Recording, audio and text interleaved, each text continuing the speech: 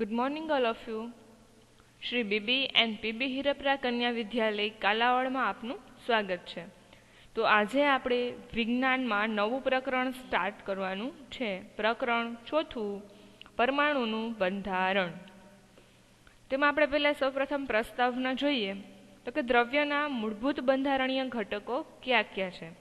તો કે દ્રવ્યના મૂળભૂત બંધારણીય ઘટકો અણુ અને પરમાણુ છે. આના વિશે આપણે અગાઉના ચેપ્ટરમાં આપણે આગળ અભ્યાસ કરી ગયા કે સૌથી નાનામાં નાનો તત્વનો નાનામાં નાનો બંધારણીય ઘટક અથવા તો કે એકમ કહીએ તો પરમાણુઓ છે, અને પરમાણુઓ જોડાઈને અણુ અને દ્રવ્યની રચના કરે છે. તો જુદા જુદા પ્રકારના દ્રવ્યોનું અસ્તિત્વ તે દ્રવ્યની રચના કરતા જુદા જુદા પરમાણુઓને કારણે હોય છે. ત્યારબાદ બીજું તો કે 19મી સદીના અંતમાં વૈજ્ઞાનિકો માટે પરમાણુના અભ્યાસ અંગે કેવા પડકારો હતા. તો કે 19મી સદીના અંતમાં વૈજ્ઞાનિકો સમક્ષ મુખ્ય પડકાર એ હતો કે પરમાણુનું બંધારણ રજૂ કરવું અને તેના મહત્વના ગુણધર્મો સમજાવવા, ઉપરાંત પરમાણુનું વિભાજન શક્ય છે કે નહીં તે સમજાવવું. મતલબ કે ઘણા વર્ષો પહેલાં, એટલે કે 19મી સદીમાં કે વૈજ્ઞાનિકો છે તો કે ત્યારે આટલી બધી ટેકનોલોજી છે તો કે તે વિકસિત ન હતી, બરાબર, જેટલી અત્યારે છે.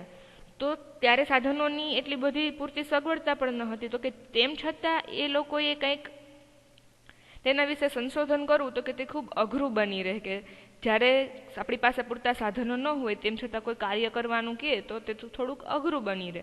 તો ત્યારે તે લોકોને એ શોધવાનું હતું કે પરમાણુનું બંધારણ પહેલાં તો રજૂ કરવું કેવું છે અને તેના મહત્વના ગુણધર્મો સમજાવવા, અને પછી ત્યારબાદ પરમાણુનું વિભાજન શક્ય છે કે નથી તે સમજાવવાનું. તો કે તેવા પડકારો હતા.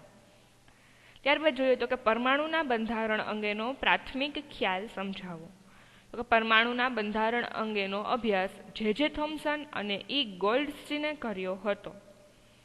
ઈસવીસન 1886માં ગોલ્ડસ્ટીને વાયુ વિભાર નળીનો પ્રયોગ કર્યો હતો. આ પ્રયોગ દરમિયાન તેમણે વાયુ વિભાર નળીમાં ધન વીજભારિત વિકિરણોની નોંધ કરી હતી. આ ધન વીજભારિત વિકિરણ એટલે કે શક્તિનો તરંગ સ્વરૂપે સંચારને કેનાલ કિરણો તરીકે ઓળખવામાં આવે છે, જે આખરે અન્ય અવપરમાણવીય કણોની શોધ કરવા માટે પ્રેરે છે. તો તમે જોઈ શકો છો કે આ એક વાયુ વિભાર નળી છે અને તેમાં તમે અહીંયા આ બધા આયનો છે તો કે તે આ વીજભારિત આયનો છે, એટલે કે ધન વીજભારિત છે એટલે કે પ્લસ છે, આ ઋણ વીજભારિત છે એટલે કે માઇનસ છે. તો આ ધન વીજભારિત કિરણો છે તો કે તેને કેનાલ કિરણો તરીકે ઓળખવામાં આવે છે, એટલે કે અહીંયા તેનું નામ આપેલું છે કેનાલ કિરણ. ઈસવીસન 1900ના સમયગાળા દરમિયાન એવું જાણવા મળ્યું કે પરમાણુ સામાન્ય તેમજ અવિભાજ્ય નથી, પરંતુ તે ઓછામાં ઓછો એક અવપરમાણવીય કણ ધરાવે છે. જે થોમ્સન નામના વૈજ્ઞાનિકે આ અવપરમાણવીય કણની ઓળખ ઇલેક્ટ્રોન તરીકે આપી હતી. પ્રોટોનના વીજભારની તીવ્રતા ઇલેક્ટ્રોન જેટલી, પરંતુ ચિહ્ન વિરુદ્ધ હતું. એટલે કે આપણે ખબર છે કે કોઈ પણ તત્વ છે તો કે તેના કેન્દ્રમાં પ્રોટોન પણ હોય છે અને ઇલેક્ટ્રોન પણ હોય છે. જે પ્લસ ધન વીજભારિત હોય છે તો કે અહીંયા જેમ કે આ ધન વીજભારિત છે તો આપણે તેને પ્રોટોન કહીએ છીએ, અને આ ઋણ વીજભારિત છે તો આપણે તેને ઇલેક્ટ્રોન કહીએ છીએ. એટલે કે બંનેના ચિહ્ન કેવા છે, એકબીજાથી વિરુદ્ધ છે. પ્રોટોનનું દળ ઇલેક્ટ્રોનના દળ કરતાં આશરે 2000 ગણું વધુ હતું. કોનું? પ્રોટોનનું દળ વધારે હતું. કોના કરતાં? ઇલેક્ટ્રોનના દળ કરતાં કેટલું? 2000 ગણું. તો સામાન્ય રીતે ઇલેક્ટ્રોનને E- અને પ્રોટોનને P+ સંજ્ઞા દ્વારા દર્શાવાય છે. પ્રોટોનનું દળ 1 એકમ અને તેનો વીજભાર +1 લેવામાં આવે છે, કેમ કે આપણે અહીંયા પ્રોટોનને ધન વીજભારિત સંજ્ઞા વડે દર્શાવીએ છીએ, એટલે કે તેને +1 તરીકે તેનો વીજભાર લેવામાં આવે છે. અને જ્યારે આપણે અહીંયા ઇલેક્ટ્રોન છે તો કે તેને માઇનસ વડે દર્શાવીએ છીએ, તેથી તેનો વીજભાર -1 લેવામાં આવે છે. તો ઇલેક્ટ્રોનનું દળ નહિવત એટલે કે અવગણી શકાય તેટલું અને વીજભાર -1 લેવામાં આવે છે. આમ પરમાણુ પ્રોટોન અને ઇલેક્ટ્રોનનો બનેલો છે, જે પરસ્પર એકબીજા વીજભારને સમતોલિત કરે છે. આથી પરમાણુ વીજભારની દ્રષ્ટિએ કેવો હોય છે? તટસ્થ હોય છે. આના પછી આપણે કહી શકીએ કે આપણે કોઈ એક પરમાણુ લઈએ, જેમ કે કાર્બનનો પરમાણુ લઈએ તો કાર્બનનો પરમાણુ ક્રમાંક આપણને ખબર છે કેટલો છે? 6 છે કાર્બનનો પરમાણુ ક્રમાંક. તો હવે તેના કેન્દ્રમાં આપણે કાર્બનના પરમાણુના કેન્દ્રમાં જોઈએ તો પ્રોટોન અને ઇલેક્ટ્રોન બંને રહેલા હશે, બરાબર. એટલે 6 તેનો પરમાણ્વીય ક્રમાંક છે, તો તેના કેન્દ્રમાં 6 પ્રોટોન હશે અને 6 ઇલેક્ટ્રોન આવેલા હશે. એટલે કે 6 પ્લસની નિશાની હશે અને 6 વખત માઇનસ નિશાની હશે, બરાબર. કેમ કે પ્લસ એટલે કે પ્રોટોન અને માઇનસ એટલે કે ઇલેક્ટ્રોન. તો વીજભારની દ્રષ્ટિએ શું કહેવાશે? એ તટસ્થ કહેવાશે, કેમ કે 6 પ્રોટોન છે તો તેની સામે 6 ઇલેક્ટ્રોન આવેલા છે, એટલે કે તે વીજભારની દ્રષ્ટિએ તટસ્થ હોય છે. પરમાણુના અંદરના ભાગમાં પ્રોટોન હોય છે, તેથી પ્રોટોનને સહેલાઈથી દૂર કરી શકાતો નથી, જ્યારે ઇલેક્ટ્રોન કેન્દ્રની બહારના ભાગમાં હોવાથી તેને સહેલાઈથી દૂર કરી શકાય છે. આ સેન્ટેન્સ આપણા આખા ચેપ્ટરમાં ખૂબ ઉપયોગી થશે. આ સેન્ટેન્સ પરથી જ આપણને આગળની બધી બાબતો સમજાશે. તો અહીંયા આ ખાસ યાદ રાખવાનું છે કે પ્રોટોન છે તો કે તે પરમાણુના કેન્દ્રમાં રહેલો હોય છે, તેથી તેને સહેલાઈથી દૂર કરી શકાતો નથી, જ્યારે ઇલેક્ટ્રોન કેન્દ્રની બહારના ભાગમાં હોવાથી તેને સહેલાઈથી દૂર કરી શકાય છે. ત્યારબાદ તો કે કેનાલ કિરણો શું છે? તો કે વાયુ વિભારના પ્રયોગ દરમિયાન ઉદ્ભવતા ધન વીજભારિત વિકિરણોને કેનાલ કિરણો તરીકે ઓળખવામાં આવે છે. 5મો પ્રશ્ન, જો કોઈ પરમાણુમાં એક પ્રોટોન અને એક ઇલેક્ટ્રોન હોય તો તે વીજભાર ધરાવતો હશે કે નહીં? તો કે આ પરમાણુ વીજભારની દ્રષ્ટિએ તટસ્થ છે, કારણ કે તેમાં ધન વીજભાર અને ઋણ વીજભાર ધરાવતા કણોની સંખ્યા કેવી હશે? સમાન હશે, બરાબર. એક પ્રોટોન અને એક ઇલેક્ટ્રોન તો તટસ્થ થઈ જશે, મતલબ કે તેમાં વીજભાર છે તો કે વીજભારની દ્રષ્ટિએ તે કેવો હશે? તટસ્થ હશે. ત્યારબાદ જોઈએ તો કે પરમાણુનું બંધારણ. તો ડાલ્ટનની કઈ અભિધારણા ખોટી સાબિત થઈ અને કેવી રીતે? તો ડાલ્ટનના મત મુજબ પરમાણુ અવિભાજ્ય અને અવિનાશી છે. આ અભિધારણા પરમાણુમાં બે મૂળભૂત કણો એટલે કે પ્રોટોન અને ઇલેક્ટ્રોનની શોધે ખોટી સાબિત કરી. પરમાણુ કેવો છે? અવિભાજ્ય અને અવિનાશી છે, પરંતુ અહીંયા પ્રોટોન અને ઇલેક્ટ્રોનની શોધ થઈ પછી ત્યારબાદ તો કે ડાલ્ટનની આ અભિધારણા તે ખોટી સાબિત થઈ. તો 7મો જોઈએ પ્રશ્ન, તો કે થોમ્સનના પરમાણુ નમૂનાનો ટૂંકમાં અહેવાલ આપો. તો સૌપ્રથમ જે થોમ્સને ઈસવીસન 1898માં સૂચવ્યું કે પરમાણુ ગોલીય આકાર ધરાવે છે. પરમાણુ છે તો કે તે કેવો આકાર ધરાવે છે? ગોલીય એટલે કે ગોળ છે.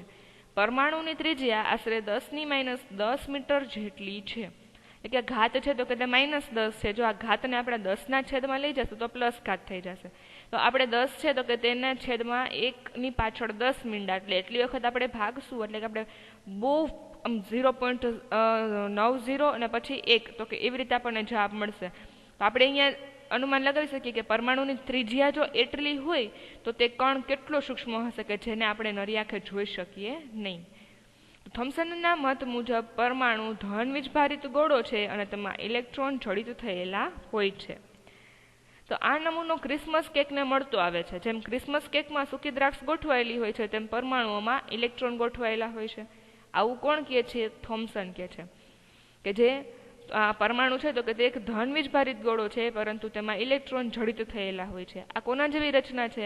તો કે ક્રિસમસના કેકની રચનાને મળતી આવે છે. જેમ કેકમાં સૂકી દ્રાક્ષ ગોઠવાયેલી હોય છે તેમ અહીંયા પરમાણુમાં ઇલેક્ટ્રોન ગોઠવાયેલા હોય છે. આ નમૂનો સમજવા માટે તરબૂચનું ઉદાહરણ પણ લઈ શકાય, જેમાં તરબૂચના લાલ ભાગમાં પ્રોટોન સમગ્ર રીતે ફેલાયેલા છે અને ઇલેક્ટ્રોન તો કે એ ભાગમાં રહેલા કાળા બીજની જેમ ગોઠવાયેલા છે. એટલે કે તરબૂચનો જે લાલ ભાગ છે એ આપણે અહીંયા પ્રોટોન તરીકે ગણવાનું છે અને તરબૂચમાં રહેલા કાળા બી એ આપણે અહીંયા ઇલેક્ટ્રોન તરીકે ગણવાનું છે. તો ઉપરાંત થોમ્સને સૂચવ્યું કે પરમાણુમાં ઋણભાર અને ધનભાર સમાન માત્રામાં હોય છે, તેથી પરમાણુ વીજભારની દ્રષ્ટિએ તટસ્થ હોય છે. આ નમૂનો જુદા જુદા નામો જેવા કે પ્લમ પુડિંગ, રાઝન પુડિંગ અને તરબૂચ નમૂનાથી પ્રચલિત છે. તો અહીંયાથી પણ આ પ્રશ્ન પૂછી શકે કે થોમ્સનનો પરમાણુ નમૂનો અન્ય કયા નામે ઓળખાય છે? તો કે પ્લમ પુડિંગ, રાઝન પુડિંગ અને તરબૂચના નમૂનાથી ઓળખાય છે. ત્યારબાદ જોઈએ તો કે થોમ્સનનો પરમાણ્વીય નમૂનો કેમ સ્વીકૃત પામ્યો નહીં? એટલે કે આ નમૂનો આપ્યો તો એ કોણે આપેલો હતો? થોમ્સને. તેને કેવી રીતે આપ્યો? તો કે એક તો કે પરમાણુનો આકાર ગોળ છે, એટલે કે ગોલીય કક્ષા એટલે કે ગોલીય આકાર ધરાવે છે, અને આખો પરમાણુ છે તો કે તે ધન વીજભારનો છે, તેમાં ઇલેક્ટ્રોન જડિત થયેલા હોય છે. તેના આધારે આપણે ક્રિસમસ કેકનું ઉદાહરણ આપી શકીએ અને તરબૂચનું ઉદાહરણ પરથી આપણે આ નમૂનો સમજી શકાય છે. તો કે આ નમૂનો થોમ્સને આપ્યો પણ સ્વીકૃત પામ્યો નહીં. તો કે થોમ્સનને પરમાણ્વીય નમૂનામાં ધન અને ઋણ વીજભારોની ગોઠવણી સાચી દર્શાવી ન હતી. બરાબર, કે જેને એને એમ કીધું હતું કે આખો પરમાણુ છે તો કે તે ધન વીજભારનો છે અને ઇલેક્ટ્રોન તેમાં જડિત થયેલા હોય છે.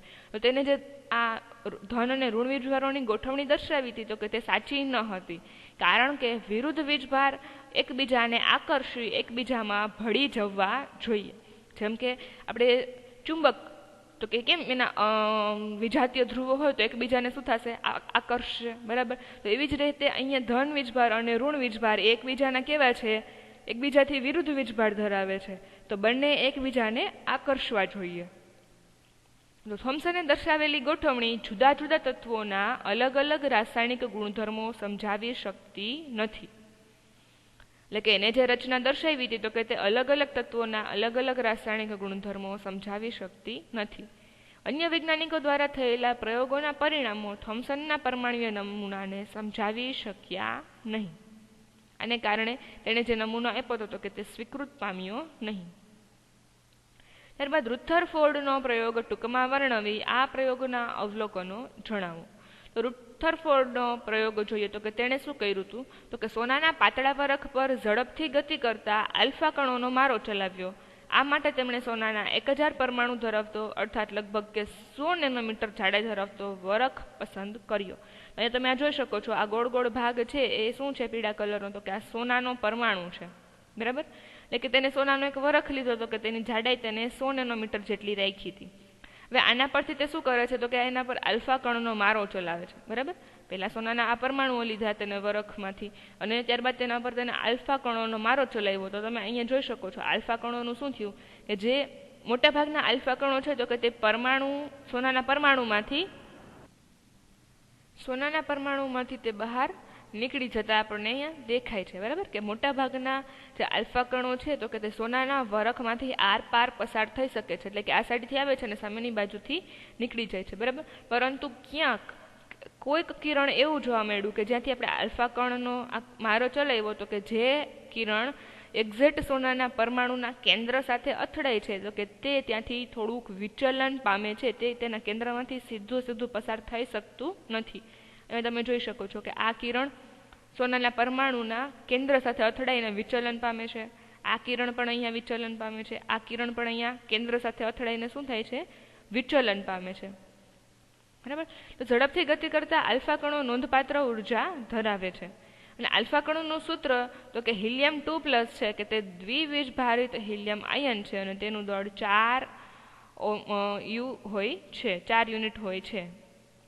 રુથરફોર્ડે એવું અનુમાન કર્યું હતું કે સોનાના પરમાણુઓમાં રહેલા અવપરમાણવીય કણો દ્વારા આલ્ફા કણો વિચલન પામશે. બરાબર, એને શું એવું અનુમાન કર્યું હતું કે સોનાના પરમાણુઓ છે તો કે તેમાં રહેલા અવપરમાણવીય કણોના કારણે શું થશે, આ આલ્ફા કણો છે તો કે તે વિચલન પામશે. બરાબર, પરંતુ અહીં પ્રોટોન કરતા આલ્ફા કણો વધારે ભારે હોવાથી વિચલનની અપેક્ષા ન હતી. પરંતુ આલ્ફા કણ પ્રકીર્ણના પ્રયોગમાં મળેલા અવલોકનો તદ્દન અનપેક્ષિત હતા, જે નીચે મુજબ છે.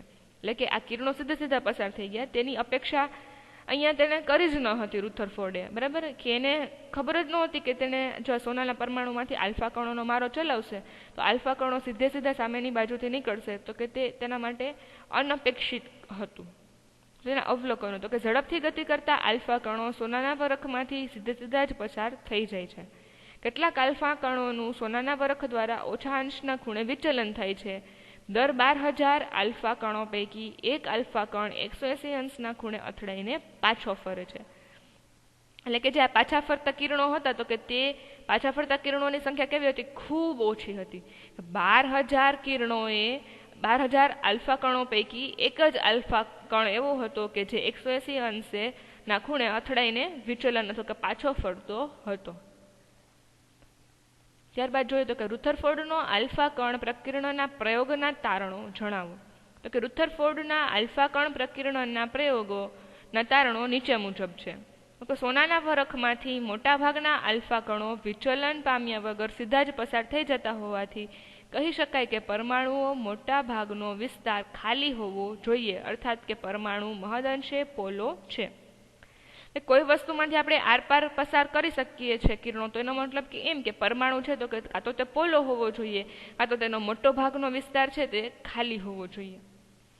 ખૂબ જ થોડા આલ્ફા કણો પોતાના માર્ગમાંથી વિચલન પામે છે, જે દર્શાવે છે કે પરમાણુમાં ધન વીજભારિત ભાગ એ ખૂબ જ ઓછી જગ્યામાં રોકાયેલ છે. એટલે કે આપણે જોયું કે 12,000 આલ્ફા કણો પૈકી એક જ આલ્ફા કણ અથડાઈને પાછો ફરે છે. આપણે કહી શકીએ કે જે વીજભારિત ભાગે જે જગ્યા રોકેલી છે તો કે તે ખૂબ ઓછી જગ્યામાં તેણે જગ્યા રોકેલી છે.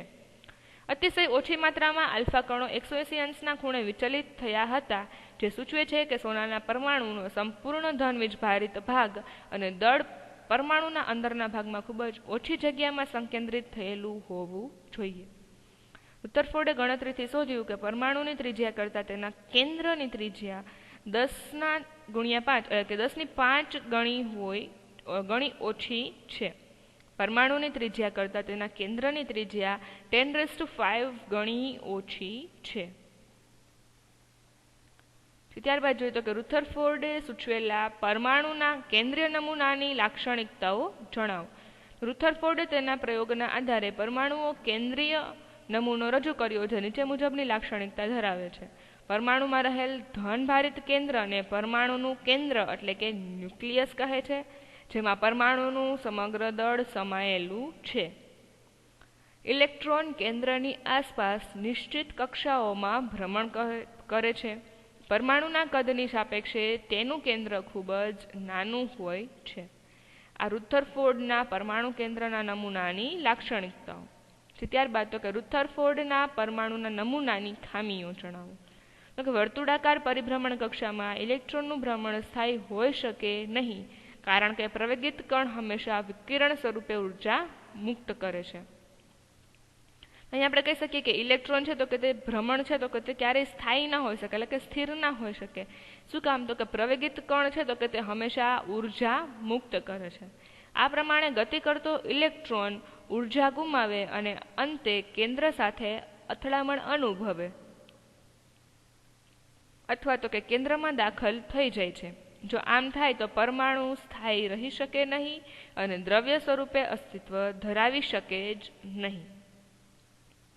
બરાબર? એટલે કે જો આ તે પોતાની ભ્રમણ કક્ષા છે તો કે તે પોતાનું ભ્રમણ કરવાનું સ્થિર થઈ જશે, તો શું થશે? તો કે અંતે છે તો કે તે કેન્દ્રમાં અથડાઈ જશે. આ ઇલેક્ટ્રોન છે ભ્રમણ કરવાનું બંધ કરે તો કે તેની ઇલેક્ટ્રોન ઉર્જા ગુમાવી દેશે, તો તે કેન્દ્ર સાથે અથડાશે તો કે કેન્દ્રમાં દાખલ થઈ જશે. કે જે આવું થાય તો કે પરમાણુ સ્થાયી રહી શકે નહીં અને કેન્દ્ર સ્વરૂપે અસ્તિત્વ ધરાવી શકે જ નહીં, દ્રવ્ય સ્વરૂપે અસ્તિત્વ ધરાવી શકે જ નહીં. ત્યારબાદ નીલ્સ બોહરે રજૂ કરેલ પરમાણુ બંધારણ અંગેની અભિધારણાઓ જણાવો. પરમાણુમાં ઇલેક્ટ્રોનની સ્વતંત્ર કક્ષાઓ તરીકે ઓળખાતી અમુક ચોક્કસ કક્ષાઓને માન્ય કક્ષા તરીકે ગણવામાં આવે છે. જેમ કે તમે ટોટલ 4 કક્ષાઓ જોઈ શકો છો. વચ્ચે પરમાણુનું કેન્દ્ર છે, ત્યારબાદ આ પ્રથમ કક્ષા, બીજી કક્ષા, ત્રીજી કક્ષા અને ચોથી કક્ષા. તો કે તેની કક્ષાઓને તેના પરિભ્રમણ દરમિયાન ઇલેક્ટ્રોન વિકિરણ સ્વરૂપે ઉર્જા મુક્ત કરતા નથી. અને કે આ જે કક્ષાઓ છે એટલે કે અથવા તો કે કોષ, બરાબર, કે જેને ઉર્જા સ્તર તરીકે ઓળખવામાં આવે છે. તો અહીંયા તેના નામ આપી દેવામાં આવેલી છે. પહેલી કક્ષા એટલે કે પહેલી કોષને K, L, M અને N. ટોટલ 4 કક્ષાઓ જોવા મળે છે, જેમાં પહેલી કક્ષા K, બીજી L, ત્રીજી M અને ચોથી N. એટલે કે આ 4 કક્ષાઓ ધરાવે છે. 4 કક્ષાઓ દ્વારા અથવા તો કે n બરાબર 1, 2, 3, 4 એવી રીતે સંખ્યાઓ વડે તેને દર્શાવવામાં આવે છે. તો પહેલી કક્ષા એટલે કે અથવા તો કે પહેલી કોષ કયો છે? K કોષ. બીજો કોષ L કોષ. ત્રીજો કોષ કયો છે? M કોષ. અને ચોથો કોષ કયો થશે? N કોષ. એટલે કે લાઇનમાં કેન્દ્ર તરફથી બહારની તરફ જવાનું, અંદરથી બહારની તરફ, એટલે કે K, L, M અને N કોષ. તો થોમ્સનના પરમાણુના નમૂનાને આધારે સમજાવો કે પરમાણુ સમગ્રતયા તટસ્થ છે. તો કે થોમ્સનના પરમાણુના નમૂના મુજબ પરમાણુમાં ઋણભાર અને ધનભાર સમાન માત્રામાં હોય છે. આવું કોણે કીધું હતું? થોમ્સને. કે પરમાણુના કેન્દ્રમાં અથવા તો કે પરમાણુમાં ઋણભાર અને ધનભાર કેવું હશે? સમાન માત્રામાં હશે. આપણે જોયું ને કે 6 છે તે કાર્બનનો પરમાણુ ક્રમાંક છે, તો કે તેના કેન્દ્રમાં 6 પ્રોટોન હશે અને 6 ઇલેક્ટ્રોન હશે, કે જે વીજભારની દ્રષ્ટિએ તટસ્થ છે. એથી પરમાણુ વીજભારની દ્રષ્ટિએ સમગ્રતયા તટસ્થ હોય છે. રુથરફોર્ડના પરમાણુના નમૂનાના આધારે પરમાણુના કેન્દ્રમાં કયો અવપરમાણુય કણ હાજર હોય છે? તો કે રુથરફોર્ડના પરમાણુના નમૂનાને આધારે પરમાણુના કેન્દ્રમાં પ્રોટોન અવપરમાણુય કણ તરીકે હાજર હોય છે. તો અહીંયા આ લેક્ચરમાં આપણે અહીંયા સુધી રાખીએ. ત્યારબાદ આપણે એના પછીના લેક્ચરમાં જોઈશું. Thank you.